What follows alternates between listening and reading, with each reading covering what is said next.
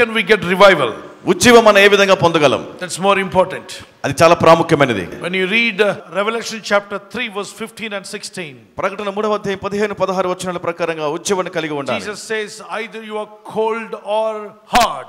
I don't want you to be a lukewarm, but be hot, otherwise be cold. మీరు నులివెచ్చగా ఉండడానికి ఇష్టం లేదు, మీరు వెచ్చగానైనను చల్లగానైనను నీకు ఉండుట మేలు అని ప్రభువు అంటున్నారు. Revelation chapter 3 15 and 16. Come on, read it. ప్రకటన 3వ అధ్యాయం 15 16 వచనాలు మనం చదువుదాం. He is speaking about the Laodikia church. అక్కడ లవోదికే సంఘం గురించి ఆయన మాట్లాడుతున్నారు. That means the last days church. అనగా అంత్య దినాల్లో ఉన్న సంఘముతో. That means with us. అనగా మనతో మాట్లాడుతున్నారు. We are living in the last days. మనం అంత్య దినాల్లో జీవిస్తూ ఉన్నాం. God is speaking to the Laodikia church. Church, you have lost the revival.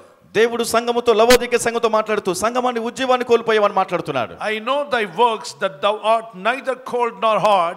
I would thou be cold or hot, but don't be a lukewarm. నీ క్రియలను నేను ఎరుగుదును, నీవు చల్లగానైనను వెచ్చగానైనను లేవు, నీవు చల్లగానైనను వెచ్చగానైనను ఉండినా మేలు అంటున్నాడు. అంటే దేవుని చిత్తము మనం వెచ్చగా ఉండాలని, సాతాను చిత్తము చల్లగా ఉండాలని. మరి లవోదిక సంఘం అంటే అంత్యదినాల్లో ఉన్న క్రైస్తవులు ఎలా ఉన్నారు? నులివెచ్చనగా ఉన్నారు. అంటే అటు వేడిగాను లేరు, ఎటుగా చెప్పండి. అంటే అవ్వ కావాలి, బువ్వ కావాలి, సాతాను కోరికలు కావాలి, ఇటు దేవుడు కావాలి. దేవుడు లేకపోతే పరలోకం దొరకదు, సాతానుడు పక్కకు వెళ్ళకపోతే లోకాశలు దొరకవు. ఇలాగ చాలామంది ఉన్నారు. దేవుడు కోరేది ఉంటే నా పక్షంగా ఉండండి, లేదా అపవాది పక్షంగా ఉండమన్నాడు. ఏదో ఒకటి ఎంచుకోండి, మేలునో కీడునో, లేదా మరణమునో జీవమునో ఎంచుకోండి.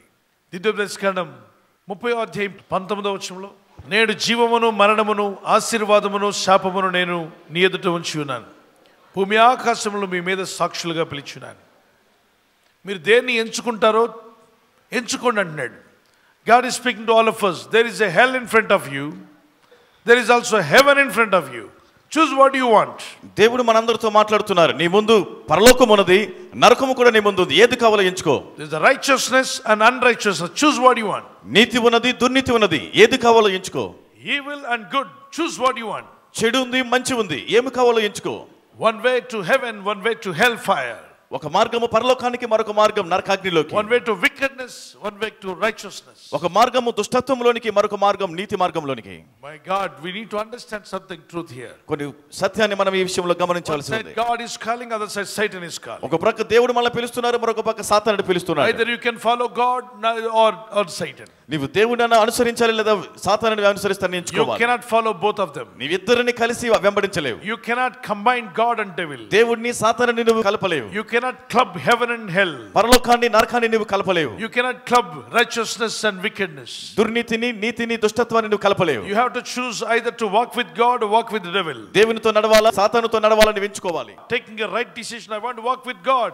I want to live a red hot Christian life, that is called revival. నేను దేవునితో నడుస్తాను, నేను నీతి మార్గంలో నేను మండుచున్నటువంటి హృదయం కలిగినటువంటి క్రైస్తవుడిగా జీవిస్తానని నిర్ణయం తీసుకోవడమే ఉజ్జీవం అంటే. Revival, when you read 1 Kings chapter 16 29 to 33, you will understand. మొదటి రాజుల 16వ అధ్యాయం 29 నుండి 33 చదివినప్పుడు మనకు అర్థమవుతుంది. You see the same revival in the book of Acts chapter 2.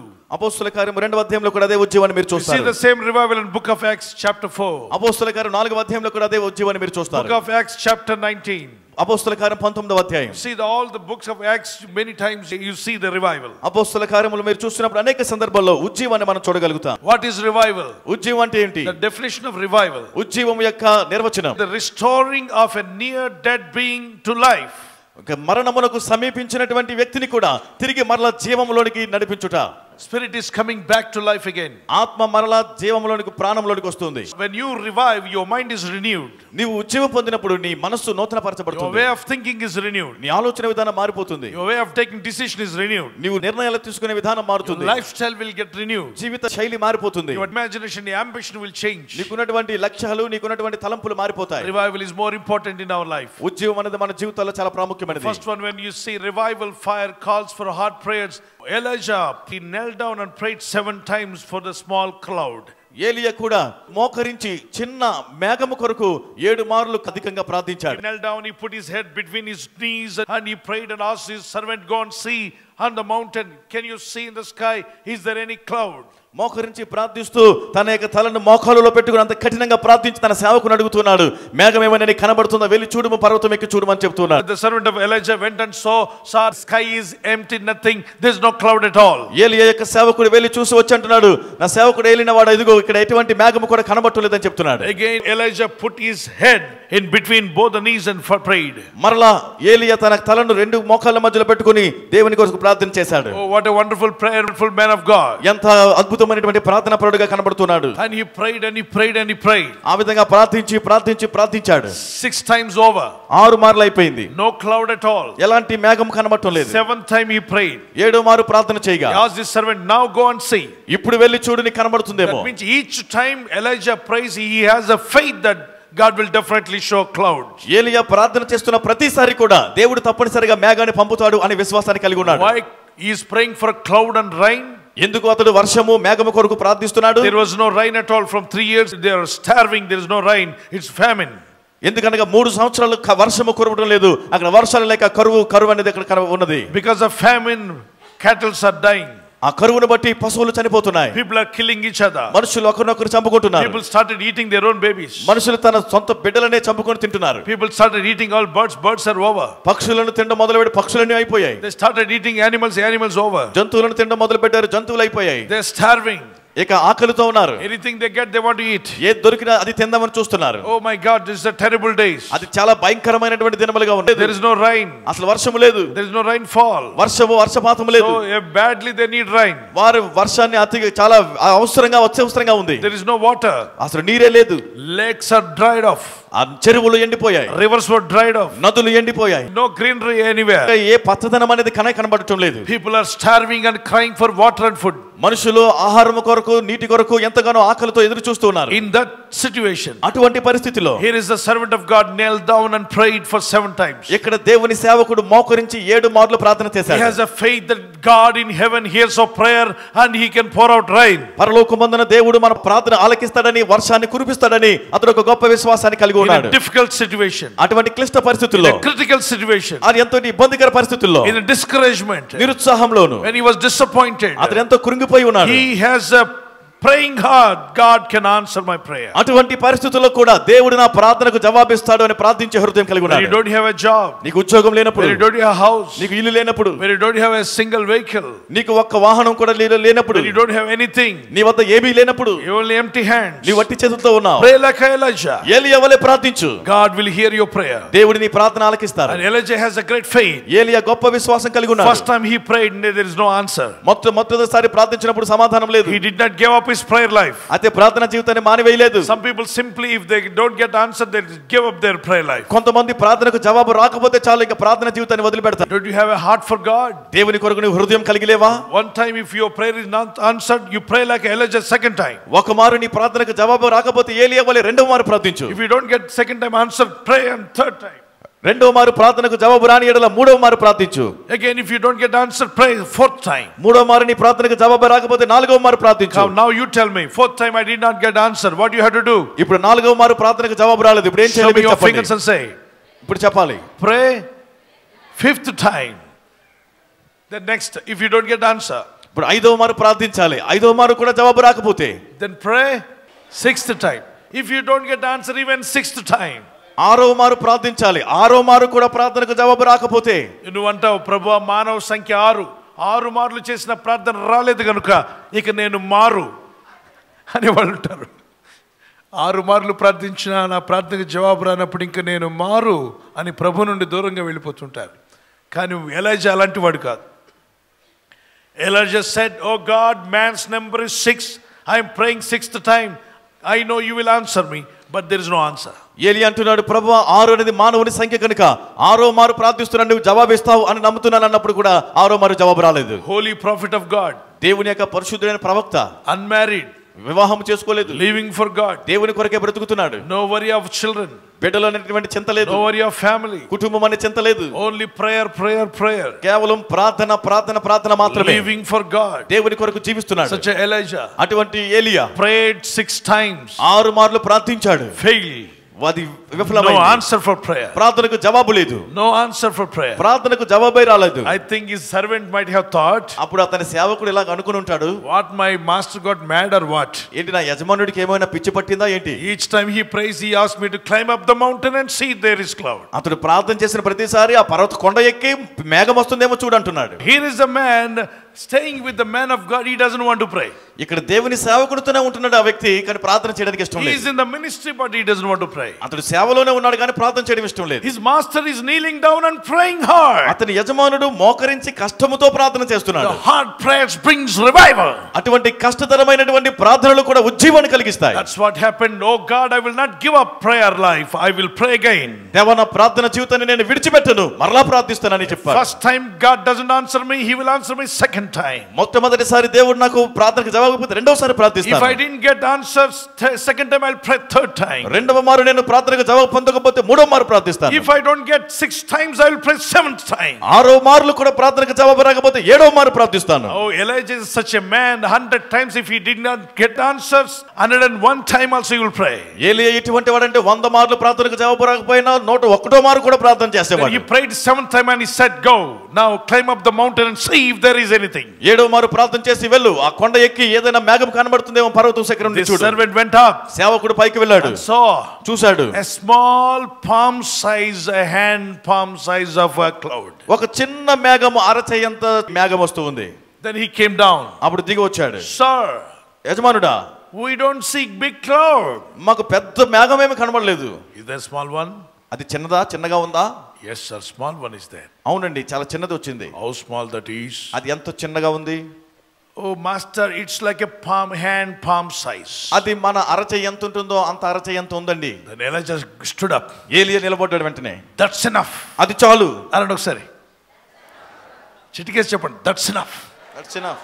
కార్యం జరిగిపోద్ది అన్నాడు. అదేంటి సార్, చిన్న మేఘం ఇంత మేఘం అనండి ఒకసారి.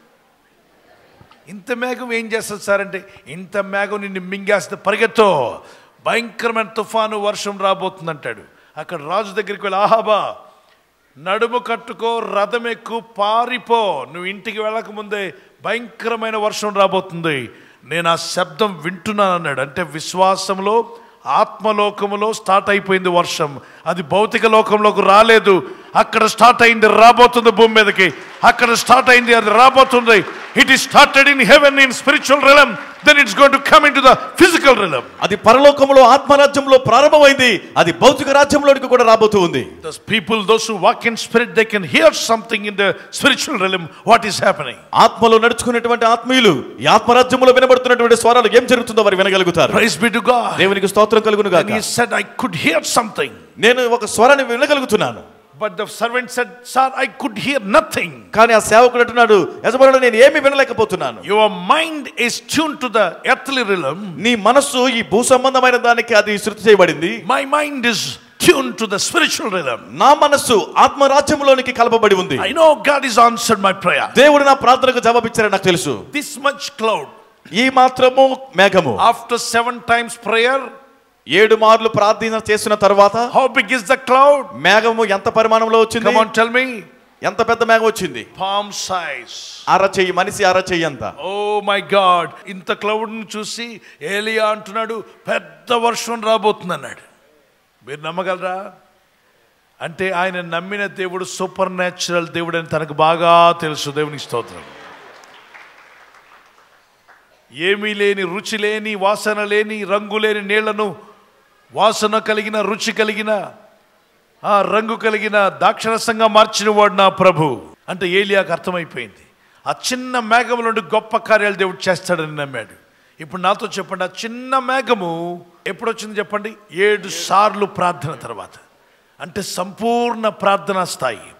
మొదట ప్రార్థించినప్పుడు ఒక స్థాయిలో ఉన్నాడు, సెకండ్ టైం ప్రేయర్లో నెక్స్ట్ స్థాయికి వెళ్ళాడు, థర్డ్ టైం ప్రేయర్లో ఇంకొక లెవెల్ పైకి వెళ్ళాడు, ఫోర్త్ టైంలో ఇంకొక లెవెల్ పైకి వెళ్ళాడు. 7 is a perfect number. When he reached the spiritual realm in a perfect level, the power of God started working for him. 7 అనేది పరిపూర్ణమైన సంఖ్య. ఆత్మరాజ్యంలో, విశ్వాసములో ఎప్పుడైతే పరిపూర్ణతలోనికి చేరుకున్నాడో దేవుడు కార్యం చేయడం చూశాడు. ఆ చిన్న మేఘము పెద్ద వర్షంగా, తుఫానుగా మారిపోయింది. అలాగే ఒక్క రొట్టె తీసుకెళ్లి ఏలియా చేతిలో పెడితే 3 సంవత్సరాల పిండి తగ్గలేదు, నూనె తరగలేదు. నాకు అప్పులు ఎలా తీరుతాయంటే ఎలీషా అంటాడు, నీ దగ్గర ఏముంది అని. నా దగ్గర కొద్దిగా నూనె తప్ప ఎక్కువ లేదంటే, అయితే మీ ఇళ్ళ పక్క దగ్గరికి వెళ్ళి అన్ని పాత్రలు ఇంట్లో పెట్టేసాయి. పాత్రలన్నీ పెట్టి ఏం చేయాలి? నూనె ప్రతి పాత్రలో కొంచెం కొంచెం, అసలు ఉన్నదే కొద్దిగానే, ఉన్న కొద్దిలోనే ఇంకొంచెం కొంచెం 2 డ్రాప్ వేస్తూ వెళ్ళని. అలాగ వేస్తే ఏమవుతుందో వెళ్ళి చూడు పో అని. అక్కడ వెళ్ళి ఒక్కొక్క డ్రాప్ వేసింది. తర్వాత చెక్ చేస్తుంటే పాత్రలు అలాగా నూనెతో నిండిపోతున్నాయి, అంచుల వరకు వచ్చేస్తున్నాయి, నూనె అలా పైకి వచ్చేస్తుంది. Praise lord. అలా చూసినప్పుడు ఆమె 2 కుమారులు ఇంట్లో పెట్టి తాళం వేసి పరిగెత్తుకుంటూ, ఎలీషా, ఏలినవాడా, నువ్వు చెప్పినట్టుగా పాత్రలో ఒక్కొక్క డ్రాప్ నూనె వేస్తే ప్రతి పాత్ర అంచుల వరకు నూనె వచ్చి ఆగిందంట. మళ్ళీ పొంగి పొరల. దేవుడు చెప్పిన నూనె చూడండి, అంచుల దాకా వచ్చి ఆగడం ఏంటి అంటే, దేవుడు ఎప్పుడు కూడా వ్యర్థము కాదు, ఒక్క చుక్క బయటపడకూడదు, అంచు వరకు వచ్చి ఆగిపోయిందట. ఒకవేళ మన ఇంట్లోనే అలాంటి అద్భుతం జరిగితే మళ్ళా తిరిగి దైవజనుడా నువ్వు చెప్పినప్పుడు మెరకలు జరిగిందని సాక్ష్యం చెప్పడానికి వస్తామా? అస్సలు రామ్. పెద్దోడా, నూనె కొట్టని బోర్డు రాసి పెట్టారా, ఫ్లెక్స్ బోర్డు కొట్టరా. ఇక పాస్టర్ గారి దగ్గరికి వెళ్ళేదే ఉండదు. మళ్ళీ నూనె రాకడం ఆగిపోతే అప్పుడు వెళ్తాం. పాస్టర్ గారు అండి ఇప్పుడు రావట్లేదండి నూనె. బాగున్నప్పుడు వస్తామా? రాము. పెళ్ళి బాగా జరిగింది, పెళ్ళి అయిన తర్వాత దైవజనుడు పెళ్లి జరిగించిన తర్వాత వీళ్ళిద్దరు బాగుంటే ఏనాడు పెళ్లి చేసిన పాస్టర్ గారికి ఒక గిఫ్ట్ కొనివ్వరు, అయ్యా బాగా జరిగిందని చెప్పి అనరు, ఒక మెచ్చుకోరు, సహాయపడరు.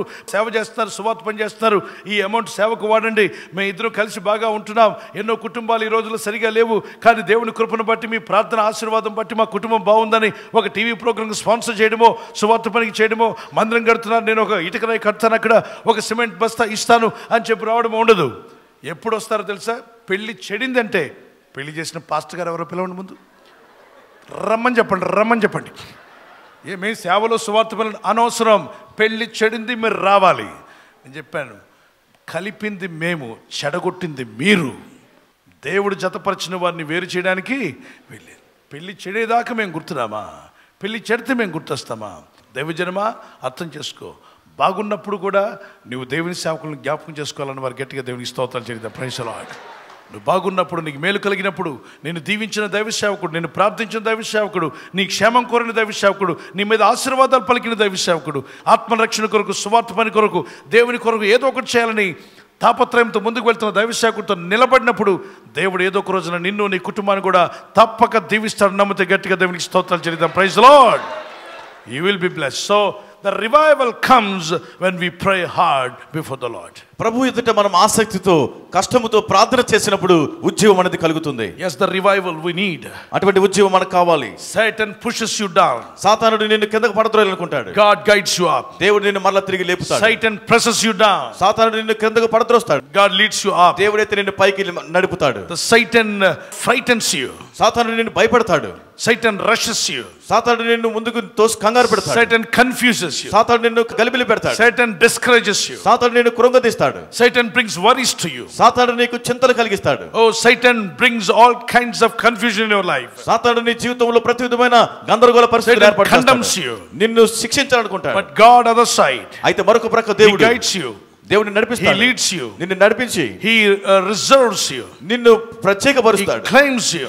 నిన్ను శుద్ధి చేస్తాడు. He enlightens you. ఆయన నిన్ను వెలిగిస్తాడు. He comforts you. నిన్ను ఆదరిస్తాడు. He stabilizes you. ఆయన నిన్ను బలపరుస్తాడు. He fills you. నిన్ను నింపుతాడు. He convicts you. ఆయన నిన్ను ఒప్పింపచేస్తాడు. He will revive you. నిన్ను ఉజ్జీవపరుస్తాడు. He will change your life. నీ జీవితాన్ని మారుస్తాడు. How many would like to follow God? ఎంతమంది దేవుని వెంబడించాలనుకుంటున్నారు? How many would like to be red hot Christian? ఎంతమంది మండుచున్నటువంటి గుండె కలిగిన క్రైస్తవుడిగా ఉండాలనుకుంటున్నారు? Lift up your hand and say, Lord, I want to live a red hot Christian life. చేయి పైకెత్తి, ప్రభువా దేవుని కొరకు మండే గుండె కలిగినటువంటి క్రైస్తవుడిగా ఉండాలని I will కోరుతున్నాను. neither cold nor lukewarm.